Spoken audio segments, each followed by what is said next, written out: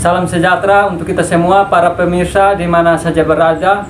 Berjumpa lagi dengan saya, Frederikus Adrianus Neboas, SE, dari media fakta hukum ntt.com. Hari ini saya bersama salah satu dosen dari Fakultas Ekonomi dan Bisnis Universitas Timor, Kabupaten TTU, Provinsi NTT. Nanti kita berbincang-bincang sedikit terkait dengan yudisium dan wisuda. Kita mengetahui bersama bahwa Universitas Timor telah menyelenggarakan yudisium dan wisuda. Terkait hal ini, kita minta 1-2 tanggapan dari Bapak dosen terkait dengan yudisium dan wisuda. Kita mengetahui bersama juga kemarin hari Jumat tanggal 21 Oktober 2022 Unimor telah menyelenggarakan wisuda dan telah mewisudakan sebanyak 574 mahasiswa yang berada di Universitas Timor. Mungkin terkait hal ini kita minta 1-2 pendapat dari Bapak dosen dan juga kita minta pandangan penjelasan terkait dengan yudisium dan wisuda. Perbedaan yudisium dan wisuda itu seperti apa? Mungkin sebelum Bapak dosen memberikan 1-2 tanggapan, Bapak dosen memperkenalkan diri. Silakan. Baik, terima kasih saudara reporter, wartawan, jurnalis yang tidak asing lagi bagi saya, yang biasanya lazim dikenal atau lebih populer namanya FE Neboas. Terima kasih atas kesempatan yang diberikan kepada saya bahwa sehubungan dengan wisuda yang dilaksanakan pada hari Jumat kemarin, tepatnya tanggal 21 Oktober 2022, anak-anak kita dinobatkan menjadi sarjana baru kurang lebih sebanyak 570-an. Di sini soal kepastian jumlah dan lain sebagainya ada di lembaga. Namun yang mungkin akan saya sedikit kilas adalah terkait dengan makna esensial daripada yudisium dan wisuda. Memang dua hal ini tidak asing lagi bagi para mahasiswa dan mahasiswi, teristimewa bagi maha dan mahi yang sudah dinobatkan menjadi seorang sarjana. Namun tidak asing lagi bahwa sering ada pertanyaan-pertanyaan yang muncul di masyarakat, bahwasan kok ada yudisium tapi juga ada wisuda. Sebetulnya yang mengandung makna formalis yuridis itu ada di mana? Apakah di yudisium ataukah di wisuda? Kalau dari sisi formal yuridis itu ada pada yudisium, karena dengan adanya yudisium, SK surat keputusan dari dekan, maka seorang mahasiswa ataupun mahasiswi sah ya menyandang gelar sarjana. Misalnya kalau di ekonomi ya kita lazim dikenal dengan istilah SE, sarjana ekonomi. Nah, beda dengan wisuda. Wisuda ibarat kalau di dalam agama Katolik misalnya itu saat pernikahan. Bagi saya yudisium itu adalah sama arti dengan saat disahkan ya kedua mantenan itu oleh seorang pastor di gereja. Sedangkan wisuda itu sama seperti dengan acara resepsi, syukuran ya, resepsi saat. Nah, sehingga dengan demikian maka sesungguhnya secara formal yuridis itu seorang mahasiswa sudah sah menggunakan atau memperpanjang namanya dengan gelar sarjana. Sedangkan kalau wisuda itu sebetulnya lebih banyak kepada makna ya artifisial, ya, artistik, ya, makna artistik, dan dia lebih dominan untuk semacam lebih banyak mempromosikan lembaga tersebut, ya, dengan memakai pakaian kebesaran, simbol, ya, toga namanya, ya, yang biasa kulturnya dipindahkan oleh rektor dan dekan, ya itu. Nah, itu kira-kira dia punya gambaran. Namun juga ada terutama terkait dengan yudisium. Yudisium ini ada predikat-predikatnya kelulusan. Kita dari yang predikat dalam yudisium itu saat yudisium itu kita para dosen memanggil nama mahasiswa, terus di situ juga sampaikan terkait nilai PK-nya mereka. Itu kita mengetahui bersama bahwa ada nilainya tinggi dikatakan hukum laut, terus adanya nilai juga tinggi tetapi di bawah itu dikatakan sangat baik. Ini menjadi pertanyaan kita, kenapa nilainya tinggi tidak dikatakan hukum laut, sedangkan nilainya di bawah dikatakan hukum laut. Ini kita minta sedikit tanggapan dan penjelasan dari Bapak. Baik, terima kasih Saudara F.I. Nebos. Bahwasan di dalam predikat kelulusan itu kebanyakan oleh lembaga formal universitas itu ada 3 tingkatan, ya, predikat yang pertama itu biasa dikenal dengan istilah memuaskan, lulus dengan memuaskan, ya. Lulus dengan memuaskan itu IPK-nya itu berkisar antara 2,0 sampai dengan 2,75, ya, 2,75 itu memuaskan. Sementara predikat yang kedua itu adalah lulus dengan sangat memuaskan. Lulus dengan sangat memuaskan, IPK-nya itu kisarannya antara 2,76 sampai dengan, ya, 3,50, ya. Sementara lulus predikat yang ketiga itu lulus dengan pujian. Lulus dengan pujian itu predikatnya, IPK-nya itu berarti lulus dengan pujian itu yang dikatakan lulus ini dengan cum laude, ya? Ya, cum laude, ya, itu cum laude, bahasa Latin, cum laude, ya.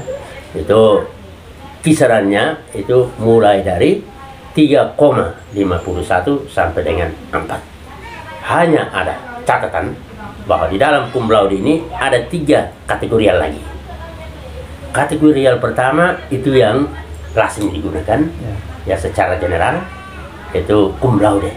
Itu IPK-nya itu kisarannya adalah 3,51 sampai dengan 3,59. Itu cum laude. Sudahnya tingkatan kedua itu adalah magna cum laude. Artinya apa? Artinya lulus dengan banyak pujian. Lulus dengan banyak pujian. Nah, itu IPK-nya kisarannya antara 3, ya, 60 sampai dengan 3,79. Dan yang terakhir itu menjadi, ya, tertinggi, itu kenal dengan istilah summa cum laude. Summa cum laude ini IPK itu kisarannya adalah antara, ya, 3,80 sampai dengan 4. Dan itu saya pikir sungguh luar biasa, ya. Barusan kemarin sudah ada salah satu yang kisarannya sekitar itu mencapai summa cum laude dari FKIP kalau nggak salah, ya. Itu sungguh luar biasa. Dan memang ada sedikit tambahan bahwa di Unimor ini juga cukup bagus, cukup baik. Dari setiap tahun ada peningkatan, ya. Karena waktu saya masuk dari 2014, wisuda 2019 itu, kita dari ekonomi itu yang diwisudakan itu hitung pakai jari saja. Hanya kemarin kita dengar bahwa dari ekonomi, Fakultas Ekonomi dan Bisnis itu banyak yang lulus. Cukup banyak, ya. Misalnya sekitar 70-an untuk ekonomi dan bisnis. Berarti ini dorongan yang keras, ya, para dosen kerja keras sehingga mahasiswa ini, ya, banyak yang lulus. Sungguh luar biasa. Kebetulan juga anak FE ini adalah alumni UNMOR, lebih khusus FE, jadi cukup tahu perkembangannya. Hanya di prodi, ya saya lebih banyak ngomong soal prodi manajemen, bahwa hampir setiap wisuda selalu ada yang namanya cum laude. Nah, ini yang saya perlu tambahkan sedikit, cum laude ini ada syarat-syarat. Berarti ada syarat juga ya? Ada yang tadi disampaikan oleh saudara tadi, tadi bahwa ada yang tinggi, sangat tinggi tapi tidak memperoleh predikat cum laude. Nah, ini karena ada syarat.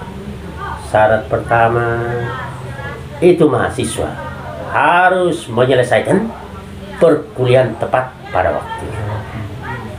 Lazim bagi sebuah perguruan tinggi itu adalah 4 tahun untuk strata 1, ya. 4 tahun tepat sudah harus selesai. Yang kedua, tidak boleh ada nilai C. Yang ketiga, tidak boleh mengulang mata kuliah baru dapat grade, itu tidak bisa lagi. Jadi ulang mata kuliah berarti tidak bisa lagi dapat yang namanya cum laude. Sekalipun IP misalnya tadi di atas 3,51 itu tidak bisa lagi. Baru-baru ini di manajemen itu ada yang kisarannya sekitar 3,70-an, tetapi tidak bisa dapat predikat cum laude, lantas ya mendapat nilai C. Tapi ada yang mendapat cum laude ya IPK kisarannya Riani, nah itu dia kisarannya 3,59. Oh, yang kemarin sudah. Ya, yang kemarin wisuda itu ya itu 3,59, tapi karena tidak ada C dan tepat waktu, maka predikat kelulusannya itu adalah cum laude. Nah, dan saya agak kalau di manajemen ini, FE khususnya manajemen, nah itu keluarga saya kebanyakan ya kuliahnya di ekonomi, ya mulai dari punya saya, ya tante sampai ke istri saya bahkan menyelesaikan ya temannya FE, Filipe Martins Amara. Kebetulan waktu itu juga beliau ya karena belajar. Jadi kebanyakan keluarga dari lulusan ekonomi. Lulusan ekonomi itu kadang-kadang banyak teman kelakar. Orang pendidikan semua ekonomi. Tapi ekonominya patut dipertanyakan, ekonomi keluarga maksudnya. Saya hanya sambut dengan senyum. Itulah lika dan liku kehidupan. Ya, banyak gitu ya. Saya bersyukur karena anak saya bisa menyelesaikan tepat waktu di Universitas Timur. Tentunya adalah berkat kerjasama ya teman-teman ya sivitas akademika, baik itu para dosen, teman sejawat maupun para tenaga teknis, ya, pendidik dan juga adik-adik mahasiswa. Sungguh luar biasa kerjasama. Bapak, mungkin yang berikut terkait dengan yudisium ini, itu kira-kira persyaratan apa saja sehingga kita bisa mengikuti yudisium dan prosesnya itu seperti apa dalam yudisium? Ya, ada syarat administrasinya ada di bagian perkantoran, tapi intinya minimal kita harus lulus dulu skripsi, ya. Dan mau nanti ujian skripsi tentunya kan harus seluruh mata kuliah itu diselesaikan.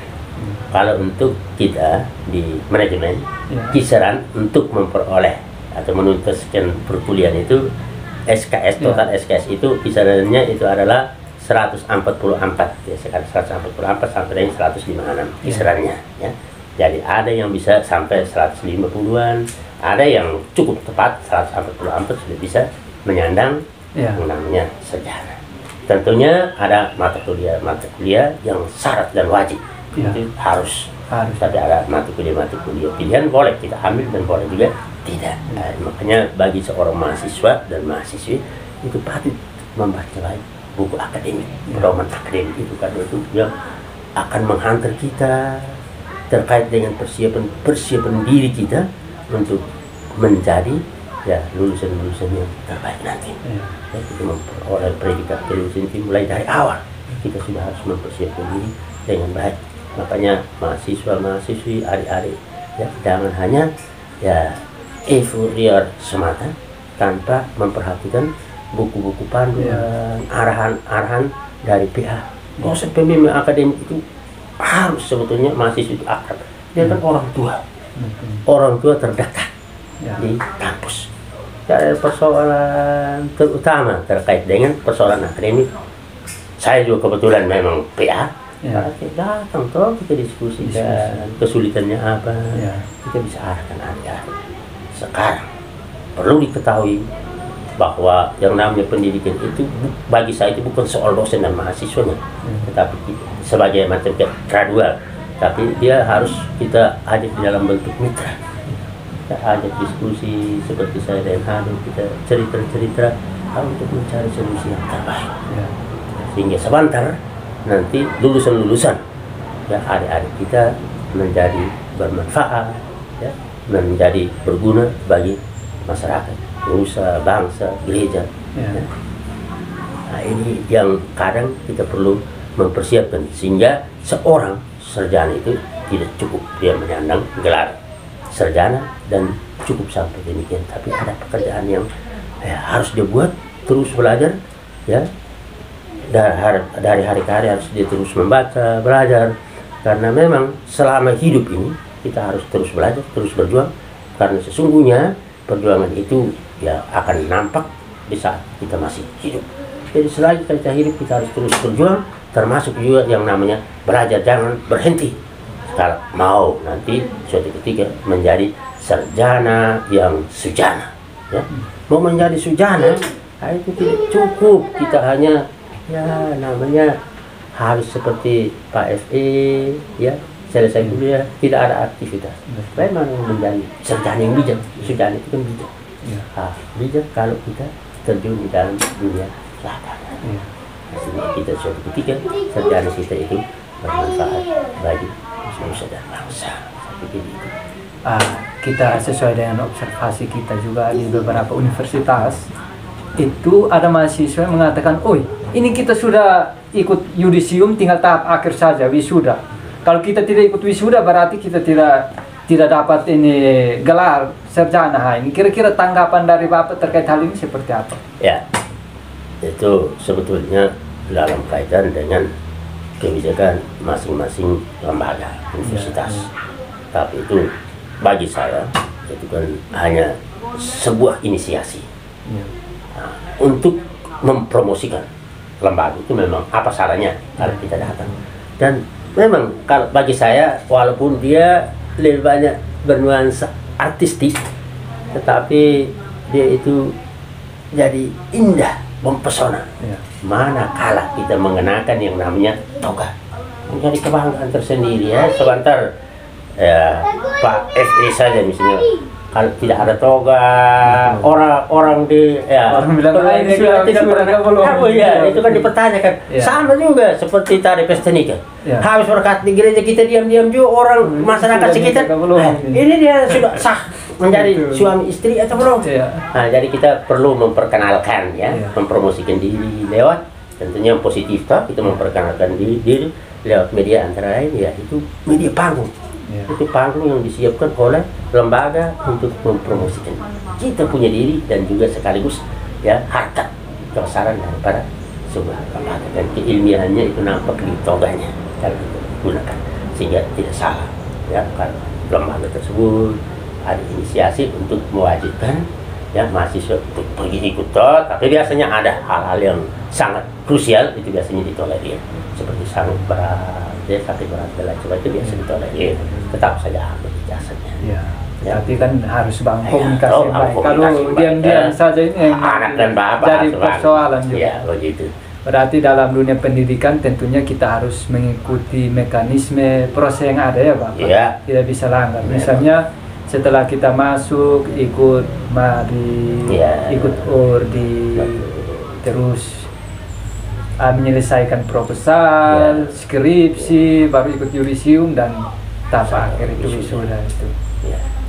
Mungkin sebelum kita menutup, harapan dari Bapak terkait hal ini seperti apa?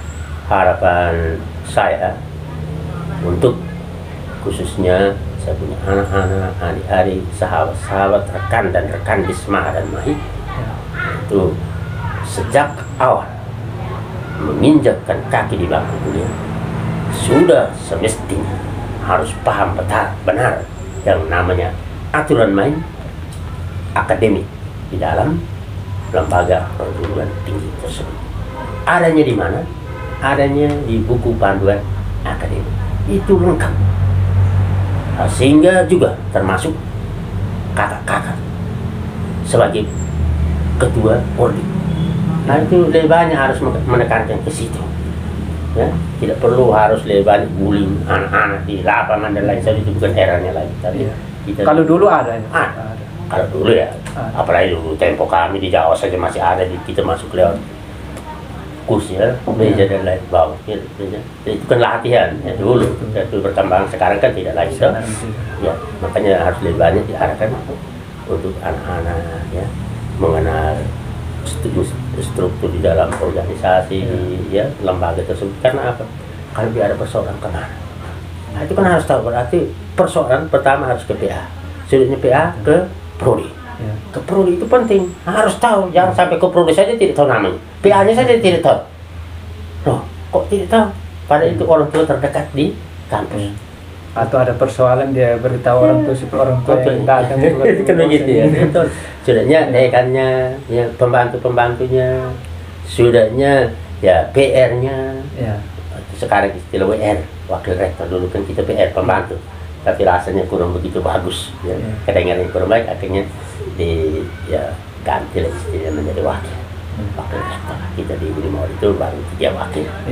Itu WR1 yang membidangi akademik, WR2 yang membidangi administrasi umum pertubangan, dan WR3 yang membidangi kemahasiswaan. Kalau di fakultas, tingkat fakultas unit itu baru 2 ya.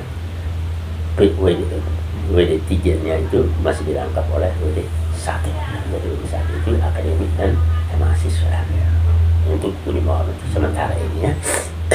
Bapak, mungkin yang terakhir kita minta Bapak menyampaikan titik pesan buat mahasiswa-mahasiswa dan para sarjana yang telah diwisudakan. Ya, baik.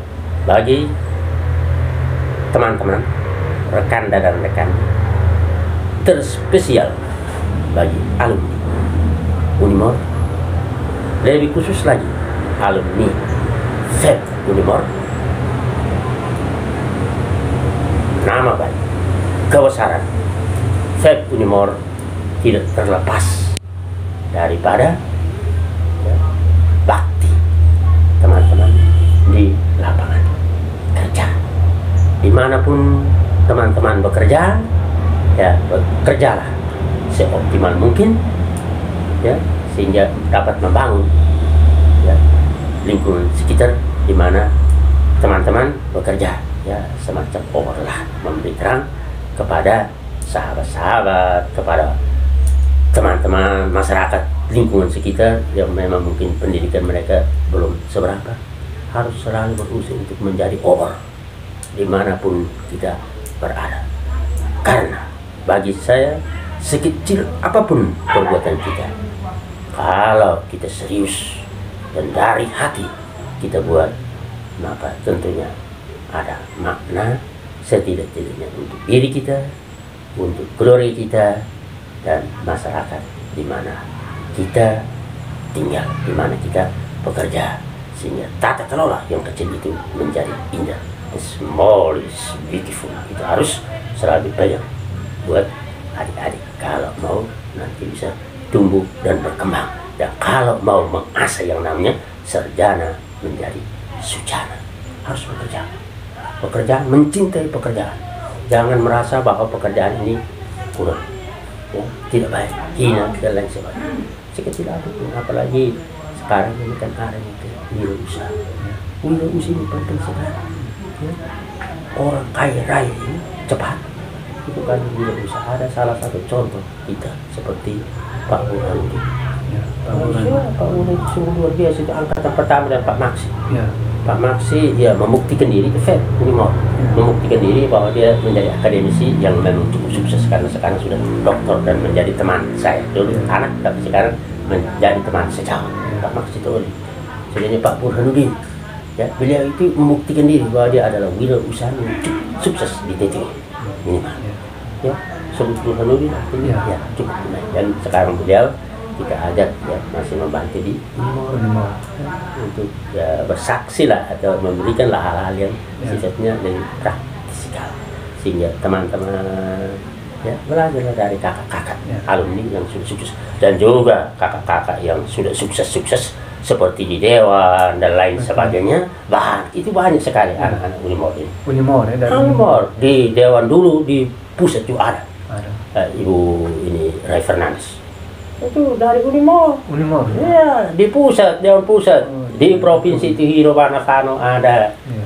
Dulu harus ini di kabupaten terlalu banyak.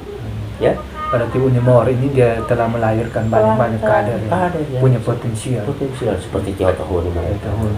Anggota DPR sekarang. Ya. Nah, sekarang kalau dari ini ekonomi itu kita punya Hilarius atau Iya. itu orang-orang Itu juga Unimor. Ya. Kalau Pak Sintus itu dulu teman saya dosen, ya. Sintus Naif. Oh, beliau juga pernah jadi dosen juga. Ya, teman saya. Kalau beliau dengan Pak Agus, ya, kalau beliau pilih kulit, Ya. Mantan ketua DPR. ya. Jadi teman-teman harapan saya, ya dimanapun berada, saya pikir bahwa kembali hidupkan yang namanya ikatan alumni. Ya, itu Nah, ini ini sementara belum.